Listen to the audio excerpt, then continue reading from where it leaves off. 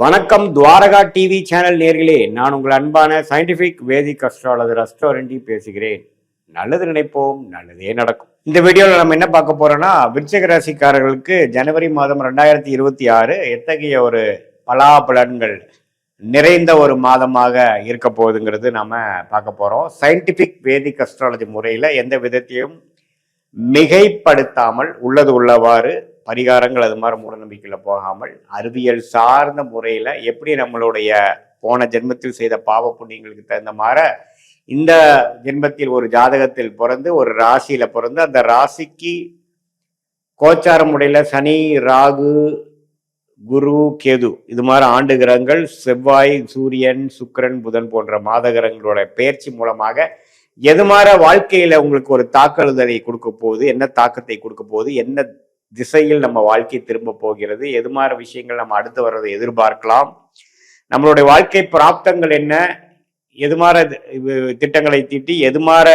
முடிவுகளை நாம் எடுத்து எது மாதிரி விஷயங்களை நம்ம போனோம்னா வாழ்க்கையில் எளிதில் வெற்றி பெற முடியும் அப்படிங்கிறதையும், டைம் லைன்ஸ் எந்த நேரத்தில் எது நடக்கும், எது நல்ல நேரம், எது மாதிரி விஷயங்களை நோக்கி நம்ம போய் கொண்டிருக்கிறோம், நம்ம வாழ்க்கையோட டைரக்ஷன் என்ன அப்படிங்கிறதெல்லாம் தெரிந்திக்கக்கூடிய ஒரு அற்புதமான சாஸ்திரமாகிய இந்திய வேத ஜோதிடம் சயின்டிபிக் வேதிக் அஸ்ட்ராலஜி முறையில நம்ம பார்க்க போறோம்.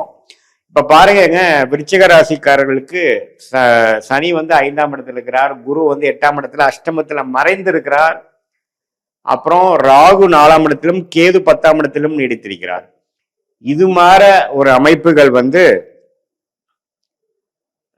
விருச்சிக ராசிக்காரருக்கு வேலை தொழில நிறைய மாற்றங்கள் போய் கொண்டிருக்கிறது கடந்த 6-7 மாசமாக. ஏன்னா 4ஆம் இடத்துல ராகு இருந்து தாயாரின் உடல்நிலை, வீடு, வண்டி, வாகனம் எல்லாத்துலேயுமே பிரச்சனைகள், சேதாரங்கள், திடீர்னு சில மாற்றங்கள். ஒரு விஷயம் நம்ம சரி பண்ண போனோம்னா இன்னொரு விஷயம் பிரச்சனை ஆகுது, இன்னொரு விஷயம் நம்ம பிரச்சனையை சரி பண்ணோம்னா இன்னொரு விஷயம் ப்ராப்ளம் ஆகுது.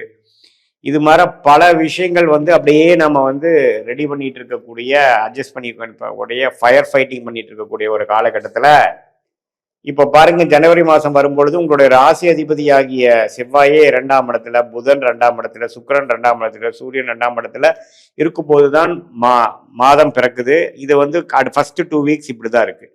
குருவின் பார்வல் இருக்கு. ஸோ எல்லாமே ஓரளவுக்கு சமாளிக்கக்கூடிய அமைப்புகள். எத்தனை பிரச்சனைகள் இருந்தாலும் வீடு, வண்டி, வாகனம், தாயார், உறவுகள், வியாபாரம், பணம் விஷயம் எல்லாத்துலேயுமே ஒரு மாதிரி பிரச்சனை இருந்தாலும் சமாளிக்கக்கூடிய அமைப்பு கொடுக்குதுங்க. கொஞ்சம் பண வரவு கொஞ்சம் உண்டு, சில பிரச்சனைகளை முடிச்சுக்கக்கூடிய அமைப்புகள் உண்டு, மாணவர்கள் நல்லா படிக்கக்கூடிய அமைப்புகள் இருக்கு, முதியோர்களுக்கும் ஓரளவுக்கு மனசு சந்தோஷமா இருக்கக்கூடிய, உடல் நலம்லாம் கொஞ்சம் ஸ்டெபிளைஸ் ஆகக்கூடிய அமைப்புகள் எல்லாமே உண்டு.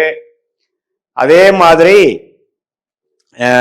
அந்த குடும்பம் அமைச்சுக்கக்கூடிய அந்த கல்யாண வாழ்க்கையில கல்யாண வயசுல இருக்கக்கூடியவங்களுக்கும் ஓரளவுக்கு அது மாதிரி ஒரு அமைப்புகள்லாம் கொஞ்சம் தென்படக்கூடிய, நல்ல வரன்கள் வரக்கூடிய அமைப்புகள் அது மாதிரிலாம் கொஞ்சம் இருக்கு.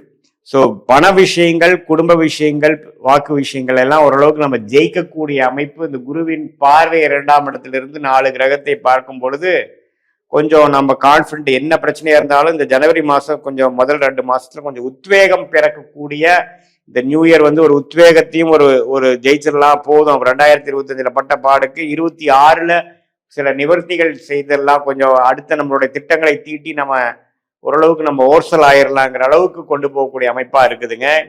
செகண்ட் வீக் முடிஞ்சதுக்கு அப்புறம் மிடில் ஆஃப் த மந்த்துக்கு அப்புறம் பாத்தீங்கன்னா செகண்ட் ஆஃப் பாத்தீங்கன்னா தை மாசம் பிறக்கிறப்போ 3ஆம் இடத்துக்கு இந்த கிரகங்கள்லாம் மாறார். ராசி அதிபதியாக செவ்வாய், சுக்கிரன், சூரியன், புதன் எல்லாமே மாறும் பொழுது என்னன்னா அடுத்த கட்ட முயற்சிகள், அடுத்த கட்ட முதலீடுகள், அடுத்த கட்ட இடம் மாற்றங்கள், இது எல்லாமே ஒன்னொன்னா நம்ம செய்யக்கூடிய அமைப்புகள், திட்டமிட்டு செயல்படுத்தக்கூடிய அமைப்புகள், இது எல்லாமே காட்டுதுங்க.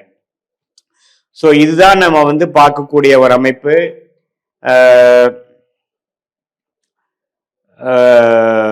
விருச்சிக ராசிக்காரர்களுக்கு ஆண்டு கிரகத்தின் அமைப்பும் நல்லா இருக்கு, மாத கிரகத்தின் அமைப்பும் ஓரளவுக்கு நல்லா தான் இருக்கு.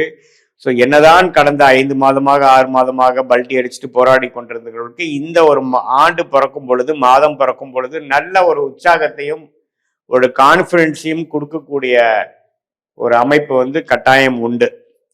ஸோ விருச்சிக ராசிக்காரர்கள் இந்த ஆண்டின் முதல் மாதத்தை நல்லபடியாக நீங்க உபயோகப்படுத்தி கொண்டு அடுத்த வரக்கூடிய வாழ்க்கையில வரக்கூடிய சேலஞ்சஸ், உங்களுடைய என்னென்ன விஷயங்கள் வந்து நீங்கள் வந்து பிரச்சனைகள் காத்திருக்குதோ அதெல்லாம் நீங்கள் ஃபேஸ் பண்ணி அது ஒன்றையும் நீங்கள் வந்து வெற்றி பெற்று வெற்றி அடைந்து ஒன்னொன்னையும் நம்ம ப்ராப்ளத்தை சால்வ் பண்ணக்கூடிய ஒரு அமைப்புக்கு ஒரு ஃபவுண்டேஷன் கொடுக்கக்கூடிய ஒரு அற்புதமான ஒரு மாதமாக வரக்கூடிய அமைப்புகள் இருக்கு. ஏன்னா 2ஆம் இடத்துல முதல் பகுதியிலும் 3ஆம் இடத்தில் கிரகங்கள் இருக்கும் பொழுது ராசி அதிபதியாகிய செவ்வாயே பார்த்தீங்கன்னா உச்சம் பெறுகிறார்.